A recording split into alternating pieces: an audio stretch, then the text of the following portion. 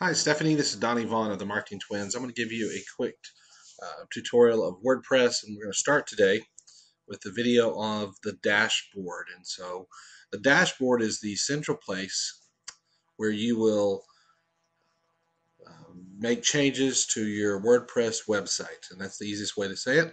It's the starting place. It's the place you will go to first. So let me kind of go to that, and I'll show you. Once you log in, you'll be taken to the dashboard. You'll see that listed right there. This just real quickly, kind of an overview of this. There are several things on this page that you will never use, and but I will point out some of the things that you might. First off, if you ever wanted to see the site while you're in your dashboard, if you don't already have it in another open window, you can always visit the site by clicking here. Up here, you will really never use any of this up here. When you log in, it'll say Saturn Road, Howdy Saturn Road. Don't ever do anything with Turbo. You would log out from time to time when you're done, but that's the only thing up here really that you'll mess with. You won't touch these, you won't touch that. All this section over here, in fact, everything on the right side here, down here is just some news items you won't do anything with. And as I move back over to here, I'm going to come up this way. Again, you won't really do anything with any of this here. This here is just kind of it says a glance, and it shows you some of the number of pages you're up to. Ignore anything related to post. I'll talk about that in a minute. Anything related to categories, ignore that. Same thing with tags. Basically, this is a theme. It's a WordPress theme called Church Life, and it's got some things. And this button right here is a real critical button that you never want to touch.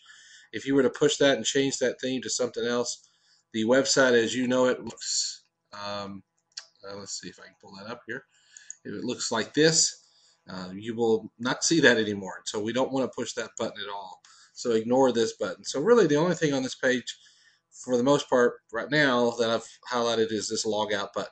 Now, right over here on the left-hand side is the action places that you'll spend most of your time. Some of these, again, you'll never touch. Some of these you'll do a lot with. You can see here they've got several things, and each of them, these have little drop downs underneath the headings, and the way you reveal those is you can see there's arrows revealed.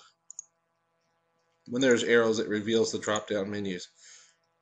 But to show you what it looks like without that, at any point you may come to your,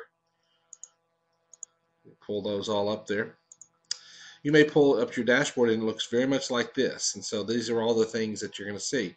So to expose those, all you have to do is hover your mouse. I'm not doing anything other than just hovering my mouse over this. And when I hover over this, it exposes the arrow here.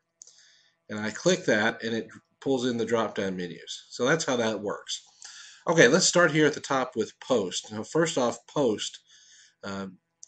WordPress was initially set up as a blogging software. It still is a great blogging software. You guys do not have currently a blog on your site. You have one that's hosted externally, but not one that's used on your site. So for right now, you will ignore this. If you ever add a blog directly to your WordPress site, then this will come into play. But until that time, you could always just minimize that because that will never be anything you do anything with.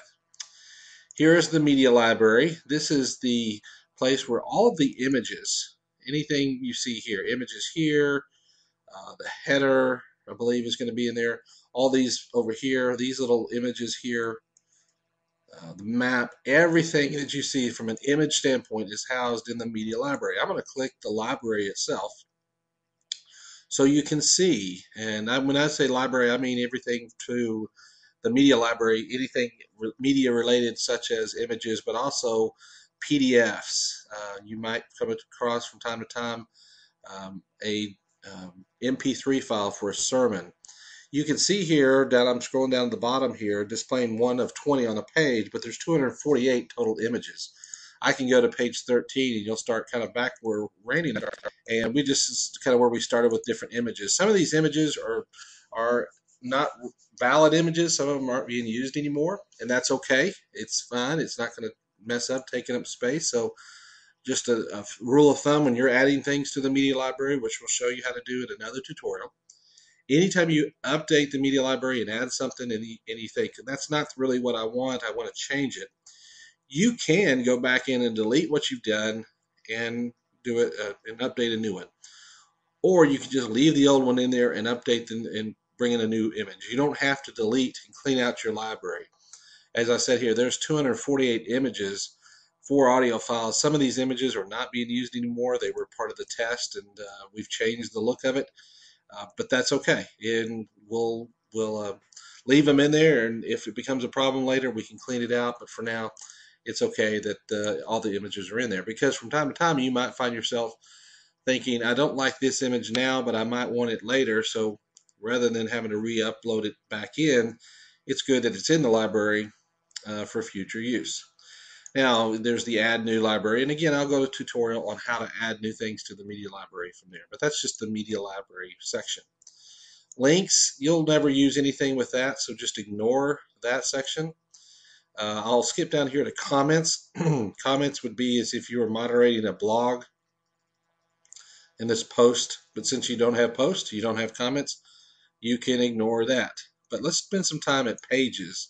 Now we'll do another tutorial for you separately on how to add new pages, how to edit pages, but this gives you some idea. If you click on the word pages or edit pages, either way, you're going to list out all the pages here. You can see here it gives you a total, 78 pages. And these are the pages, if you recognize them, they will be what's on your site right now. So you have the different things up here.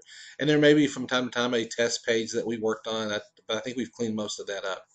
Here's a list of all the elders, for instance, and you can see here that each of them have their own page. So this is where you're going to spend probably the most part of your time is on pages. Okay, so we'll get back to a tutorial how to do that here and after a while.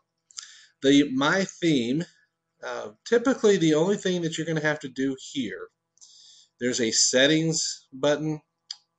Don't worry about start here, because that's if you're brand new starting this thing, but since we've already got it built. The settings, we'll talk about this, how this plays into when you're adding new pages. This is where you can change the background color. You see here is the color that plays behind this image. Now we actually have an image there, this little tan, some kind of textured background, and we've actually uploaded an image there. And so, but if there was not an image there, sometimes some slower computers might take a while. And so what we've done is picked a color that's similar to this. I think it may be even this tan color.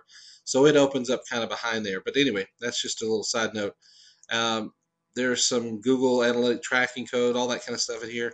You'll spend very little time in this except on this section right here, and I'll show you about how that comes into play after a while.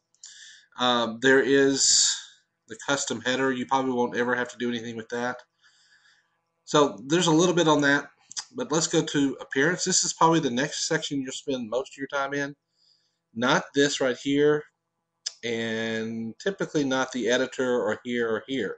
Most of your time is going to be spent under widgets, and I'm going to click that just to show you, and I think you've probably already seen these by now, but this is where anything on this home page, this is what they call the home feature blurb, this little square box here.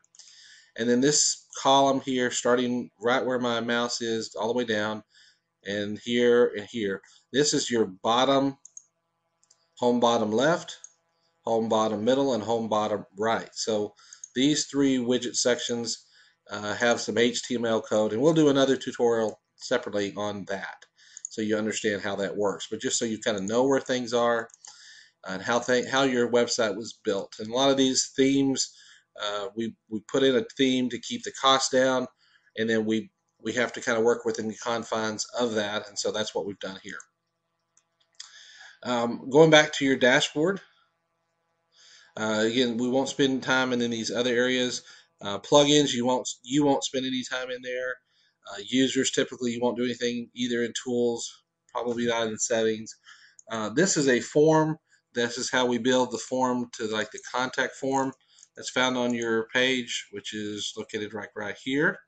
So if there's ever another form we want to build, this is where we typically build those out. That may take a little more work. I'm not sure if I'll do a tutorial on that, because it might be that as you need help with that, we can talk about that.